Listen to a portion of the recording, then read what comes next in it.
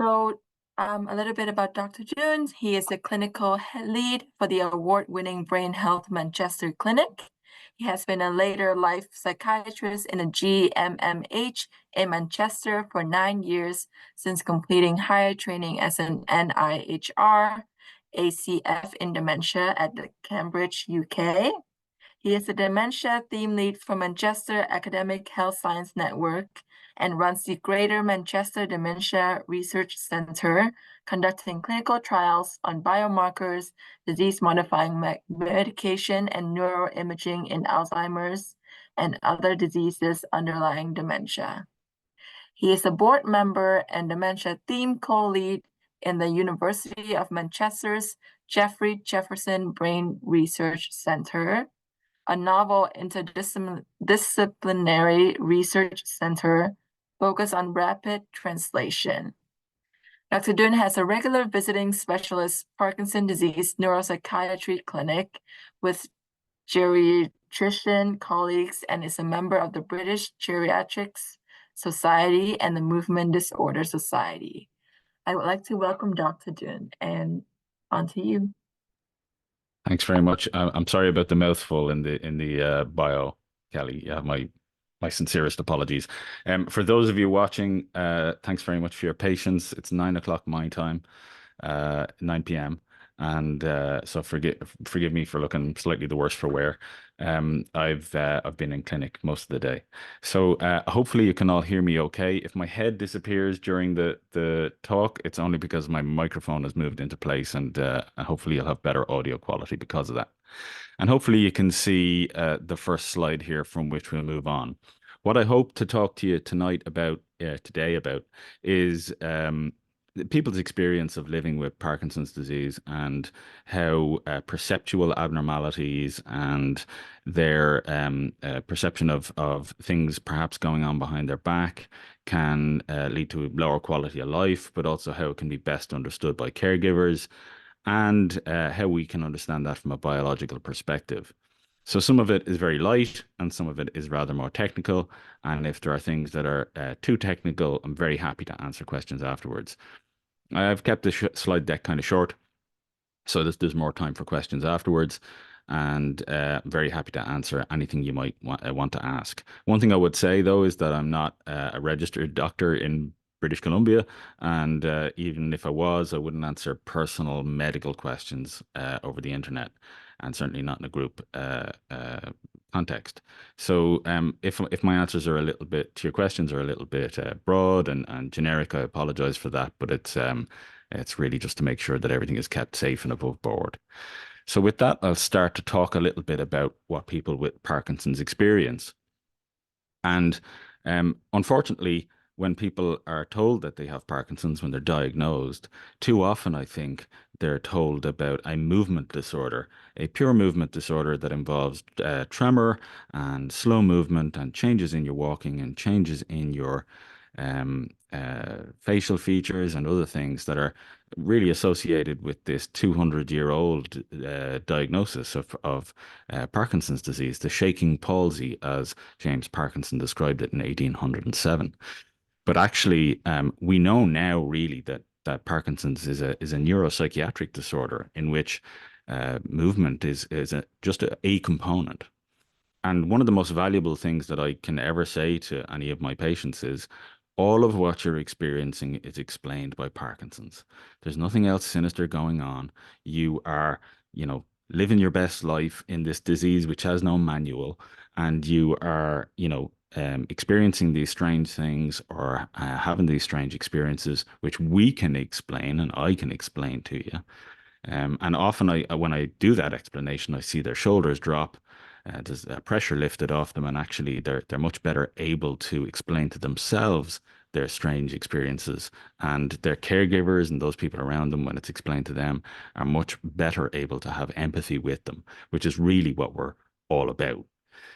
So we'll start by talking a little bit about visual things. And in this context, we're talking about hallucinations and illusions. Now, classically in psychiatry, these are divided up. Hallucinations are divided up from illusions. Illusions are something that you see that is not there, but there's something there. And hallucinations, in contrast to that, are things that you see when there's nothing there. And of course, this is a really a kind of a daft dichotomy. It's a daft division because there's always something in our visual field, even when our eyes are closed, light is coming through our eyelids, and your brain makes sense of that the best way it possibly can. I'm going to focus on this a little bit because I think understanding it makes it easier to rationalize some of the things that people experience, especially during the later stages of Parkinsonism. So I put a little bit of a glossary down here so it's easier to understand. What we talk about in technical terms, pareidolia, one of my favorite words in medicine. And pareidolia is seeing patterns where there are no patterns.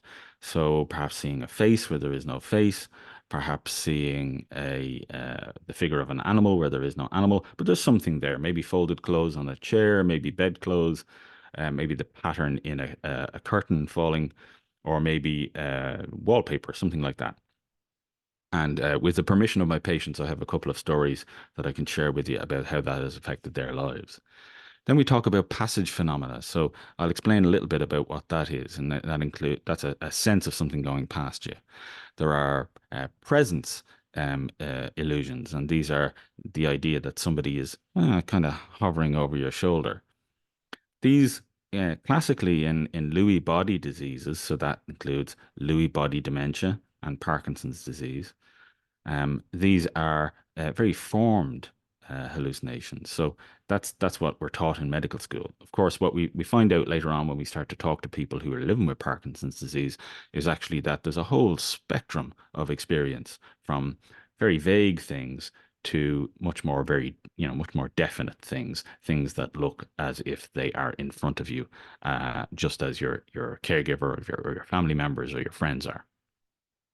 One of the characteristic things that we tend to see in Parkinson's disease are Lilliputian hallucinations of small people, or these can sometimes the brain can interpret them as children. And so it isn't unusual for me to visit somebody at home who has Lewy body disease or Parkinson's, and those people complain of the children who keep coming into their house and running around their front room. And although that's not happening, it's extremely convincing. And that can cause a lot of distress, usually because you're wondering where these children are coming from. But I have had experiences where different explanations were put forward. And very rarely, but sometimes you can find that people have multimodality hallucinations.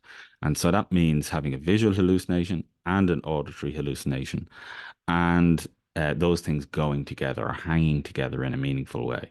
So we'll talk a little bit about that, and I'm open to answering questions about that because those can be some of the most disturbing experiences that people have. So the first thing we're going to talk about is really common, but very little discussed, actually. These are called extracampine or presence hallucinations. And extracampine means from the Greek outside the field, so outside your field of vision. And so this is a sense, a perceptual sense, so a sense that there's something, a presence or a person hovering just outside your field of view. You can imagine how disturbing that might be if you're sitting driving a car or even indeed a passenger in a car. But people experience this at bus stops, they experience it lying in bed. And when you check, of course, there's nothing there, but that isn't always reassuring because the presence persists. And we know that this is extremely common. So, meta-analyses of studies have shown that, 50 to really 80% of people at some point in their Parkinson's journey will have one of these experiences. And so what I notice in clinic and when I talk to my clinician colleagues, what they'll tell me is people don't really say this. They don't volunteer it to their doctors. And of course, that's partly because of this whole stigma around, quote unquote, losing your marbles or seeing things that aren't there. And that's a stigma that, pervades across societies. So it doesn't matter whether you're European or South Asian or from North America or South America. These things are difficult to talk to your friends, loved ones, caregivers, and doctors about. So it's really important that doctors have a language for talking about these things. And one of the ways that I talk to people is to really normalize this. This is I'm going to talk to you now about a series of things that often happen to people who are living with Parkinson's disease. And so there's no need to be frightened by anything I'm asking you. And the other thing to say is that, often the answer to these questions is yes, even if you haven't mentioned it to anybody else in your circle. This is a statue made of polystyrene and plastic, which was created for the Las Fallas Festival in Valencia, in Spain, in 2016. When I visited there, it's my first time visiting Valencia during this particular festival. And each barrio, each neighborhood creates a statue. And this can be, political satire or whatever, but the medical school created this incredible statue of meant to demonstrate some of the symptoms of Parkinson's disease. And you can see here that this gentleman is paralyzed, trapped, slowed down by this figure, but also it looms over his shoulder, and there's a sense that there's something there. The tradition in the Las Fallas festival is that the judges go around the different neighborhoods, and the winning statues are kept in the Las Fallas Museum, and the less impressive statues are burned that night with in a fireworks display. So I'm happy to say this man survived, and he now lives in the Las Fallas Museum in Valencia. So extracampine hallucinations, this sense that something's hovering over your shoulder, are really, really common. 50% on average over all these studies that have been done in various different populations living across the world. And what we can see is that, so for some people, it's a sense of a presence.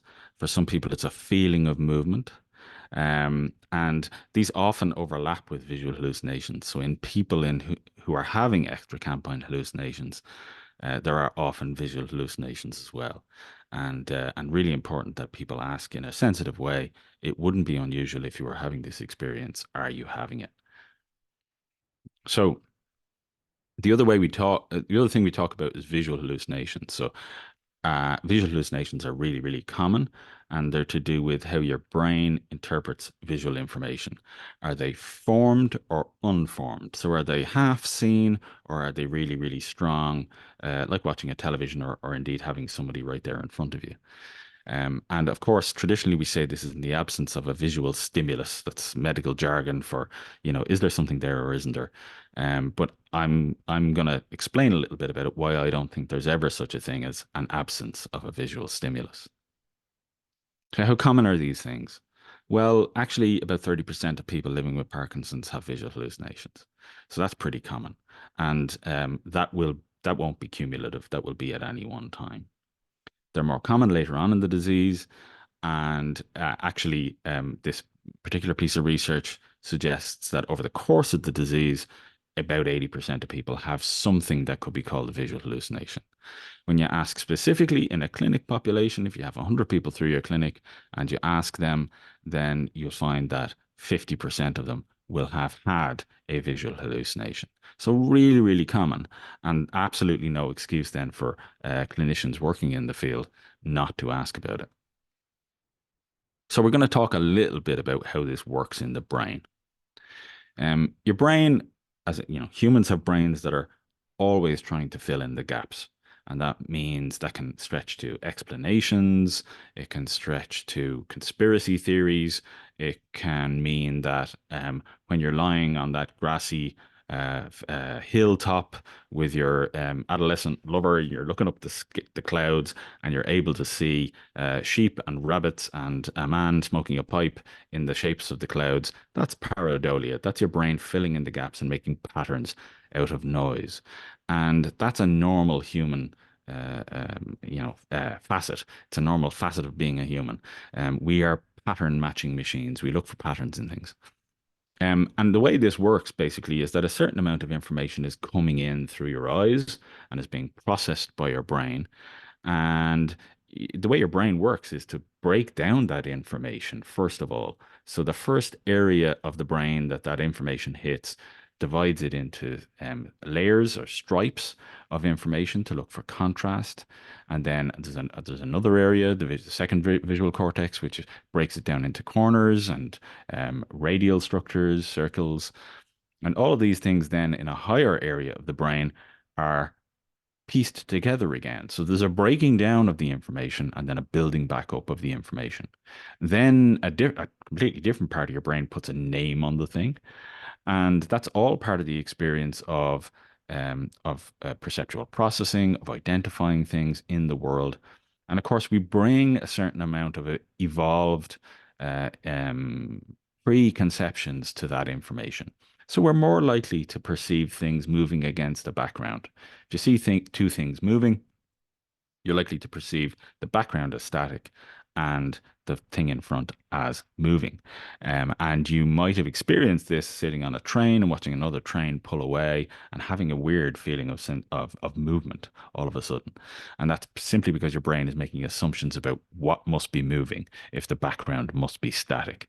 And of course, we didn't evolve to sit on trains. We evolved on the grasslands of Africa, and our brains make a number of assumptions based on thousands and millions of years of evolution that have gone on to produce the 2 pounds of jelly that is the human brain.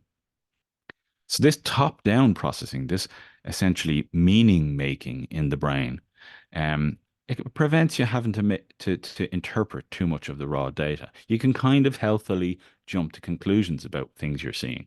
So it's unlikely that the thing in front of you um, is an animal going to attack, but there might be certain features of it that look like an animal about to attack, and it might be really important from an evolutionary point of view for you to be able to identify that. And what are the features that would make that startling, and we'll talk about that in due course. Um, if there's less data coming in, so if it's a half light, if the lights are off, if the blinds are drawn, or indeed you're in a twilight situation outside, then your brain has to do an awful lot of work to impose structure on what it's seeing. And there's no screen in your brain with a man watching it. This is a computer essentially working to piece information together to try and make sense of it. And so, unsurprisingly, what we find is that visual hallucinations are much more common when people are waking up and when they're going off to sleep. And that's usually because the environment is darker or more dim. But I do have to say that one of the most impressive pieces of work I ever did as a psychiatrist was simply to change a person's light bulbs, to change a patient's light bulb, which answers the question, how many psychiatrists does it take to change a light bulb? Changing from a 20 watt to a 100 watt light bulb made all the difference for this particular patient who was hallucinating because of complex visual things in his visual field around the house. And simply, giving advice to keep the place well lit and prevent shadows made all the difference and prevented the need for medication. So, we are brains in people, not just brains floating in space. And so people interact across time. So pareidolia is the sense that you're seeing a pattern in a thing, and face pareidolia is the idea that you're able to see a face in a thing. And I'm not from England. I'm not from Manchester. I'm originally from Dublin, and the Irish have an international reputation for seeing religious things in things that do not connote religion at all. But the really important thing about these features is that actually they come from a very sensible place biologically. So we are programmed to see faces. And in fact, if you take a piece of paper later on after the talk and you draw two dots on it, just a slight bit apart, and then you look at it in the right light, there might be a slight pull, a sense to feel them as two eyes. If you draw a line in the center, a short line in the center, it's almost irresistible to see that as a face. And of course, if you draw even a straight line at the bottom, it's a face immediately. This is why we see a face in the moon. This is why we see faces in everywhere around us, and samples of these abound online. So it wasn't very difficult to find all these frightened handbags and duck-looking buildings. And it's, of course, really important that we're able to identify faces because the things that were going to eat us as we evolved had faces.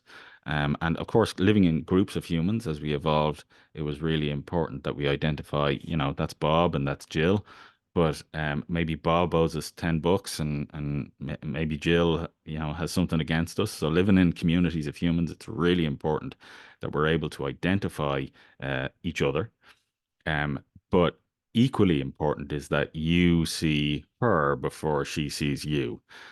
Because remember, you don't have to be faster than this lioness. You only have to be faster than Bob. So, being able to identify faces, particularly faces hidden behind things, is really quite important if you're going to live out your life and make sure that you don't get eaten on the Serengeti. So this is why we have a particular area in the brain, and I'll go back a slide, particular area in the brain called the fusiform face area. So this is a hardwired area to identify faces. And it's on the bottom of the brain. You can see there the image on the top left shows in red the area, the fusiform face area on the base of the brain. And on the bottom left, you can see a scan of the brain reconstructed, which is a person being shown faces. And this area, when you're shown a face, either animal, but stronger when it's a human face, lights up, so it becomes extremely rich in blood flow and starts to use loads of glucose. And we're able to see that on functional MRI scans and PET scans, and we can say, actually, no, this is an area that's really specialized for faces. And of course, then when Lewy bodies, the particles in Parkinson's disease that are laid down inside cells, when they start to accumulate in these areas, they become sometimes hyperactive, these areas, and then sometimes start to have hypoactivity. So they're either too much blood flow and too much activity, and therefore pattern matching too strongly, or in fact, as we'll see as we go on, they can have not enough impact downstream, and faces can fail to have the emotional impact that they should have. Okay. And I'm sure all of you are able to remember this. If not, I'm sure Kelly can fill you in afterwards. But this image, which is the same across all of these pictures, circulated online a number of years ago, the dress. And this was a meme because some people saw the dress as gold and white or yellow and white, and some people saw it as blue and black. And this nearly dissolved into warfare because people cannot be convinced once they've seen it in a particular light that it is any other colors than they perceive it as. But actually, this depends on how your brain filters the light in which you saw it first. So if you saw it in a yellow light, or if you saw it in a twilight, which tends to be a bluer light, you might perceive the colors on this dress differently. And of this is a perfect example of how your brain filters information and reconstructs information to make sense of the world. And so if somebody's trying to understand, member of your family trying to understand your experiences, or you're a caregiver trying to explain these experiences, I think this is a great example of how our brains are constantly playing tricks on us. In fact, it's not even enough to say they're playing tricks on us. We construct this visual world to make sense of it. And the way in which we construct it has to hang together. So our brains have to fill in the gaps. So we've talked a little bit about top-down processing, which is the filling in of gaps. And hopefully you can see a couple of different things in these images. On the right, you can see either a man playing a saxophone or a young woman. And perhaps in the middle, you see an hourglass or two faces facing each other. And on the left, perhaps an older face, or a woman appearing to outstretch her hand. So switching between these two perceptions on each of these visual illusions relies on a certain amount of cognitive, that is, thinking flexibility. You have to be able to take yourself out of it and then sort of re-see the image or see it anew. And of course, that's very difficult if you're anxious. So if you're anxious and the thing looks frightening to you, you're much less likely to be able to step away from it and reevaluate what you've just seen. So one of the things that's really important, apart from increasing the amount of information coming in by increasing light sources and making sure people are fully awake, is actually to make sure they're not anxious about what they're seeing. And that can mean removing them from the particular scene, or it can mean a general approach, which is reassuring rather than a corrective approach. I can't see it, and therefore you shouldn't be able to see it. That's often not very helpful because it exists for them. It's extremely real, extremely concrete. And if you're experiencing this, there's nothing more real than a formed visual hallucination. Okay, So I'm gonna this is a controversial slide. It got at the World Parkinson's Congress in 2023. It got a few it made a few arguments. But I'm gonna ask you to put in the chat how many triangles you can see on this slide, and then we'll come back to it a little bit later. So just type in the chat or in the Q&A whether you can see one triangle or two triangles, or maybe some people can see three, and just tell me how many you can see. You can volunteer afterwards as well. But we'll come back to this slide a little bit later. And this is part of how your brain works in terms of five triangles and seven. Okay, all right. We will come back to it. Um, part of how your brain works is it breaks things down into components. We've talked about that already, and then and builds it back up. And this can mean misperception in a lot of ways. So a suitcase can become a brick, a tin of beans can become a bucket, and if your visual cortex is not paying attention, and that means it's burdened by these Lewy bodies that are present in Parkinson's disease, then it's very difficult for you to separate yourself from that perception. And I'm sure if I picked a fight with either Amanda or Rav or Thomas or Gillian, who've answered in the chat, they would swear blind that there are five or seven triangles on that slide. Okay, so this is a picture I took of some carpet in a care home actually, where somebody was living who had Parkinson's disease. And this particular person used to be perfectly calm in the room and then be absolutely terrified in the breakfast room.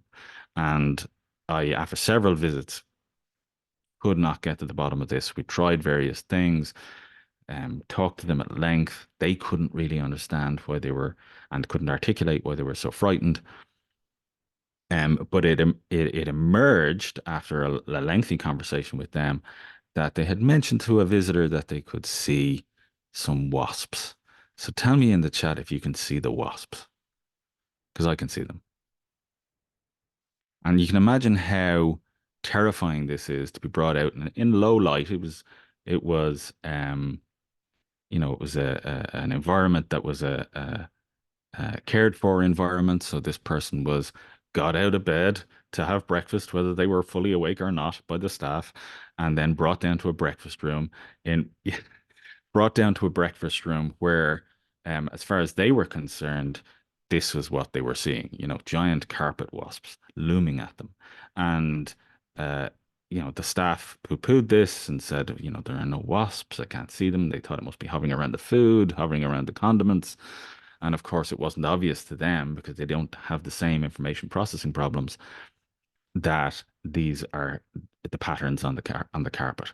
And when we're dealing with people either in cared for situations or at home, you absolutely must be alive to this, because the more visual noise there is, the more information there is to filter, and the more difficult it is to filter that information, the more work your brain has to do that.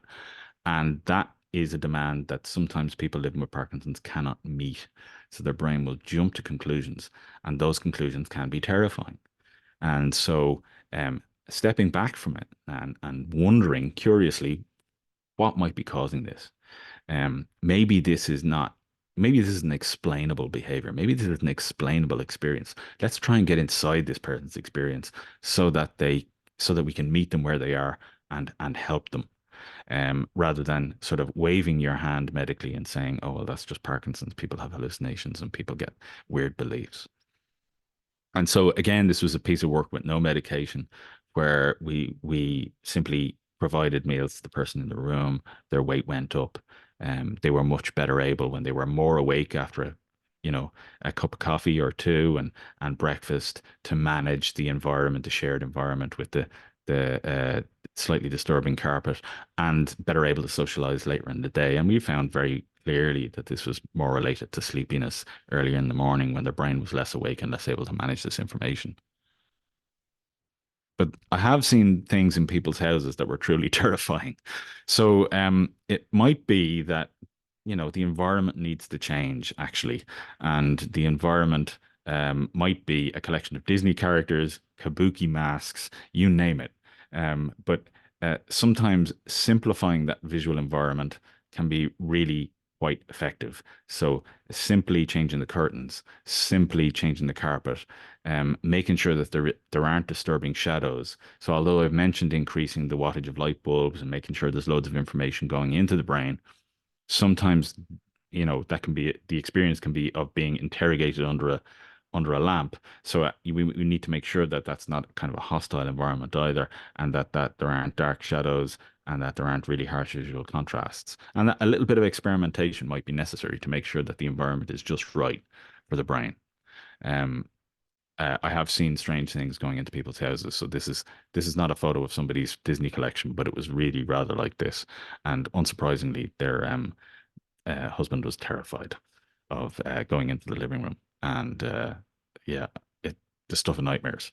So Dominic Fitch, who's a professor of psychiatry in University College London and King's College London, published a study in 2017 which looked at the progression of some of these visual hallucinations. So he noted that the median time at onset, so the sort of average time of onset, was about 20 months after diagnosis. So these are things that are less likely to occur just after you've started to have slowing or tremor. Although, of course, we know that people are diagnosed late with Parkinson's. They've been living with it for years. Um, about 30% reported predominantly illusions at that stage. So there's something there, but I can't really make sense of it. And what was really interesting was that a lot of these people at the time of this study, they were more likely to have comorbid Alzheimer's pathology. So they volunteered to give a sample of their cerebrospinal fluid by having a lumbar puncture, and they were more likely to have some Alzheimer's pathology as well. Now, that needn't be frightening to you, because actually what we know is that Parkinson's is associated with aging, and cognitive problems and hallucinations are more associated with aging in Parkinson's. And unfortunately, there's nothing about Parkinson's that prevents you from getting Alzheimer's disease. So we're more and more in the scientific fields, we're focusing on people who have elements of one disease and elements of another. And there's a roughly 20% overlap. So what we look at when people volunteer to give their brains to science after they die, and we examine the brain, we can see that in fact about 15 to 20% of people who had obviously clinically got Alzheimer's disease in life, that those people have some Parkinson's pathology or Lewy body pathology. And when we look at people who are obviously living with Parkinson's for years during life, don't exhibit any signs of Alzheimer's disease, when we look at their brains after death, they have some of the plaques and tangles associated with Alzheimer's disease. So nature doesn't really care about our labels. Nature doesn't really care whether we call a thing Alzheimer's disease or we call a thing Lewy body disease. But we have to look harder. We need to look past the shaking palsy of James Parkinson in 1807. We need to look much further past Alzheimer and what he saw under his microscope in 1907. And we need to start thinking about actually what constitutes these diseases. So if we were able to further subtype these diseases, we might in fact divide them up into Parkinson's plus Alzheimer's pathology, Parkinson's without, Lewy body disease with, and Lewy body disease without. And why does that matter? Well, it matters quite a lot because actually maybe these people need different treatments. Maybe if you have both pathologies, you might be amenable to some of the newer Alzheimer's treatments, although they aren't currently licensed for people who also have Parkinson's disease. And that's the project of the next 10 years, is to get past what we've been carrying around with us over the past 100 and 200 years, to really getting back to what nature is telling us, what these diseases are telling us. What are the actual changes? Some of these changes are evident in groups of people when you look at them in brain scanners. So when we looked at these people, they had who had early, very formed hallucinations. They had slightly less good visuospatial function when we tested them with pen and paper tests at baseline, and they had some thinning of the gray matter, the cortex of the brain, in the posterior, the back aspects of the brain. And these are the areas that are associated with vision, but also some thinning of the hippocampus, which is the filing cabinets of the brain, the memory system of the brain, and the frontal cortex, which is the kind of decision making or the filing clerk of the brain, if you like. Okay, very happy to take questions on those. I'm going to go back briefly to the visual, to the triangles. People are telling me 5 and 7 triangles. Have another look at this. I'm going to tell you there are no triangles on that slide. Not 2, not 1, but none. Argue with me later. Okay. We're going to talk about unusual beliefs now, or let's call them illogical beliefs. So a delusion in psychiatry is something that is believed without any evidence. But actually, there there often is a suspicion of evidence, and people often make up a story to explain their experiences. And sometimes that's exactly what a delusion is. So these can be overvalued ideas. These can be things that people kind of think but wouldn't swear to. And then there can also be a vague sense of something going on behind people's back. That's a very uncomfortable sense. Maybe you just have a sense that when somebody left the room and picked up their mobile phone, they were talking about you. And in fact, adolescence is a perfect example of this. Adolescence is a time when we're completely self-involved. We think everybody's concerned with what we think, how we look, and what's going on in our lives, and we become complete narcissists and unable to empathize with anybody else. That's a broad and sweeping generalization, but if you have teenagers or know any, you'll know what I'm talking about. So when you walk into a room as an adolescent and people stop talking, you immediately jump to the conclusion they must have been talking about me. And that sense of sort of something going on about which you're not completely sure, that can be really quite pervasive. And it can be particularly troubling in Parkinson's disease.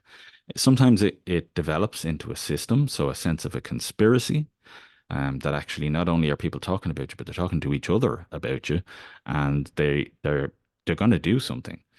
You can see how this might go from a sort of a gentle suspicion into a more convinced system of beliefs, and how it might then start to influence people's behavior. And there are two named sort of classic patterns of this.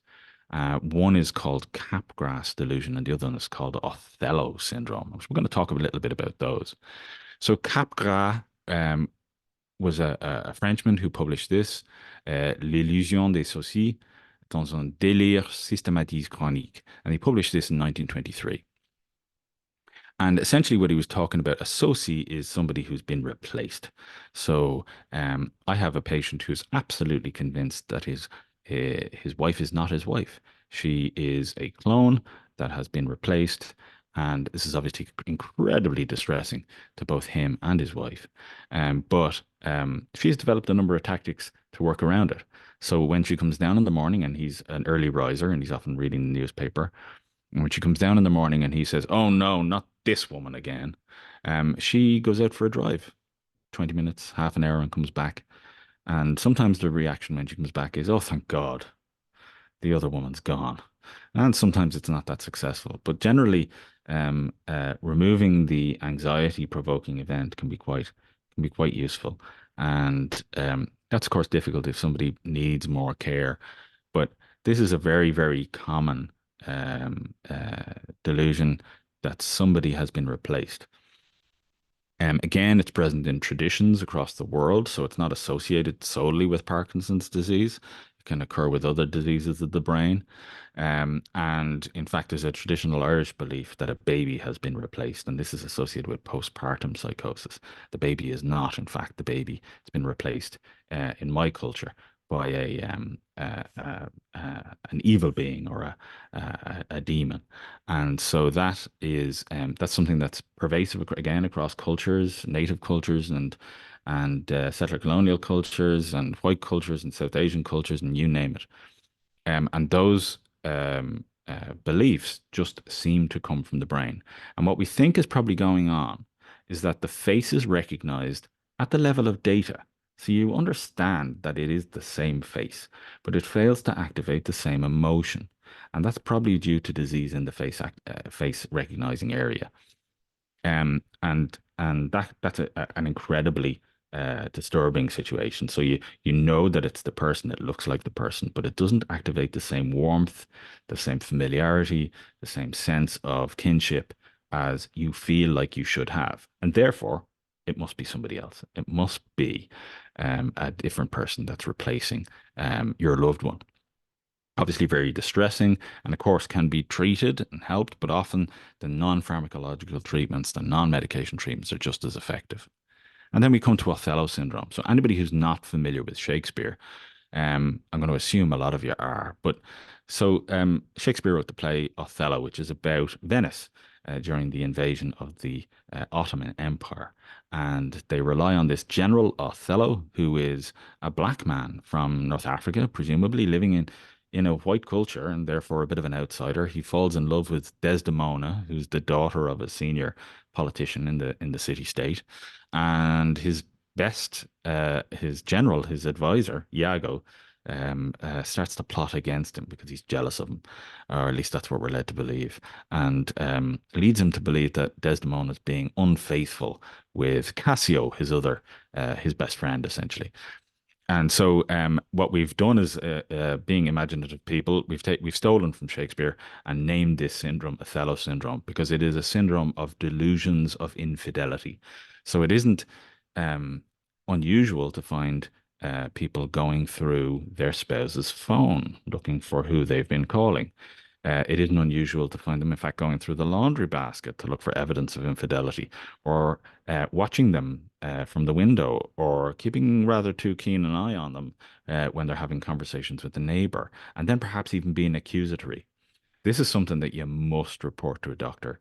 It it needs to involve social services. It's incredibly risky, and it needs to be kept a really close eye on. And it's one of the situations where I involve lots of close colleagues in social services, in nursing, all of the everybody in the multidisciplinary team I can get my hands on, because I need to know that I'm not missing anything here in terms of risky behavior, because people have been attacked. People have, it's a very convincing delusion. And we need to make sure that caregivers are safe, that loved ones are safe, and that the person living with Parkinson's disease is safe. So I want you to try and think about these beliefs as on a spectrum. So, you'll know people who are apathetic and unquestioning of authority and just take what they're fed and believe everything they're told. Perhaps gullible would be a good word.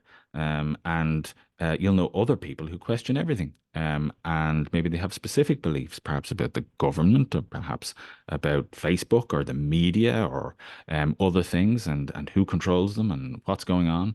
And they've often got very concrete beliefs. They understand very well.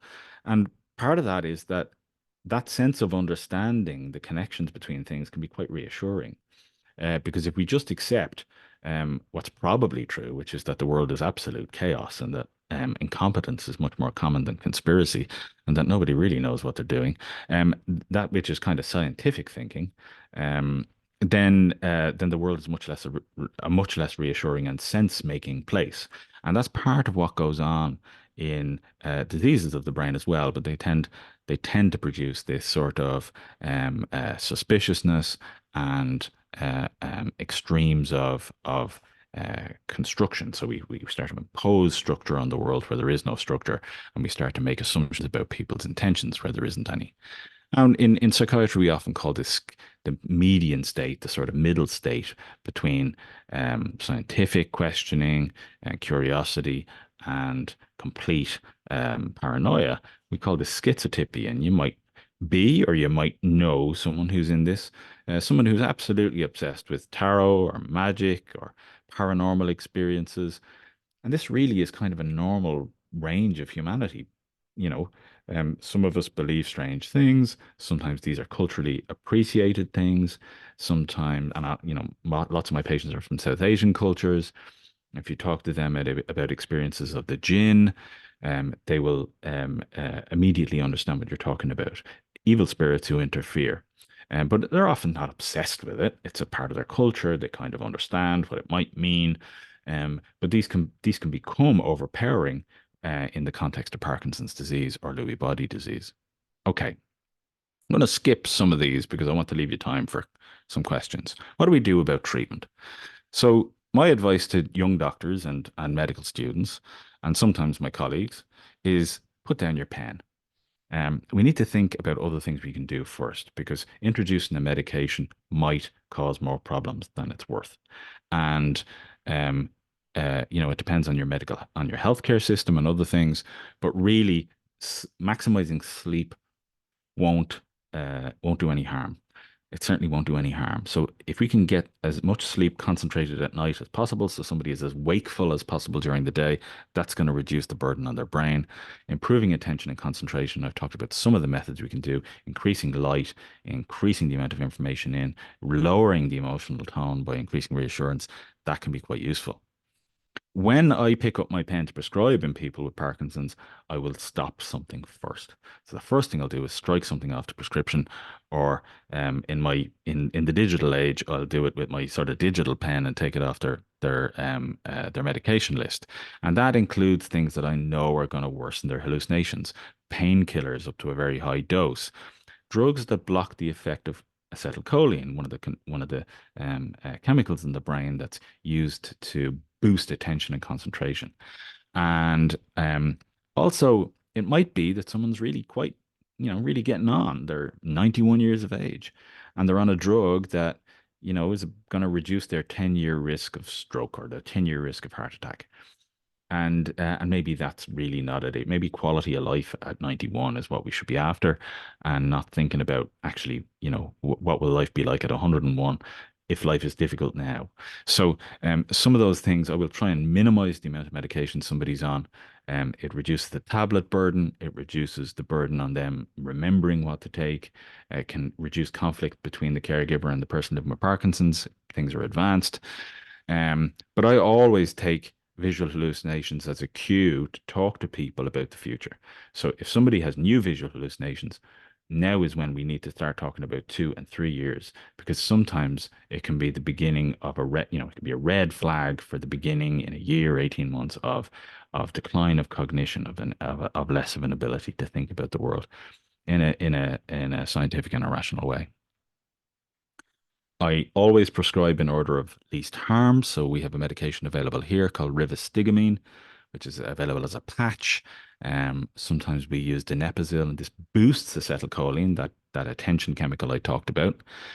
Um, there is another medicine which is developed for use in Alzheimer's called memantine, and sometimes that can help, although we're really lacking in evidence. So we're doing a clinical trial here in the UK to see whether memantine works, in fact, in visual hallucinations in Parkinson's and Lewy body disease.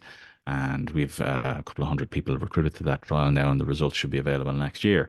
So hopefully I'll be able to update Kelly and send you results of that trial when we have it available and link to it. We very much hope memantine will prove to be effective, but we don't know yet, is the honest truth. It is used, but there isn't a lot of evidence behind it. And then we move to sort of riskier things. So quetiapine is an antipsychotic drug developed for use in schizophrenia. And essentially what it does is it blocks dopamine in the frontal cortex, in the front of your brain, that filing plaque. Now, it's the least risky of a lot of the drugs. And we usually start at very low doses and go up very, very slowly. And any sensible doctor, I think, will do that. And it has a huge dose range. So it goes from 12.5 milligrams up to 900 milligrams. And we never use those high doses in people living with Parkinson's or Lewy body. We use very low doses, 25, 50, sometimes in divided doses. This can be very effective, but I nearly always wait until patients are kind of begging me for this because it comes with some serious side effects, and that includes a reduction in the effectiveness of some of the dopaminergic medications, L-Dopa, carbidopa that people are taking, and also some deficits in attention and concentration. And it can increase the risk of falls, and it can increase the risk of some cognitive problems. And similarly, clozapine is available in a lot of different jurisdictions from about 12.5 to 37.5 milligrams. It's quite difficult to use. It requires regular blood tests. And so I tend to use this in people who are younger, better able to manage it. But we're using really sort of homeopathic doses here. We're using tiny doses. And for neurologists, I always say make friends with an old age psychiatrist, somebody who's used to prescribing this on a regular basis. Yes, of course.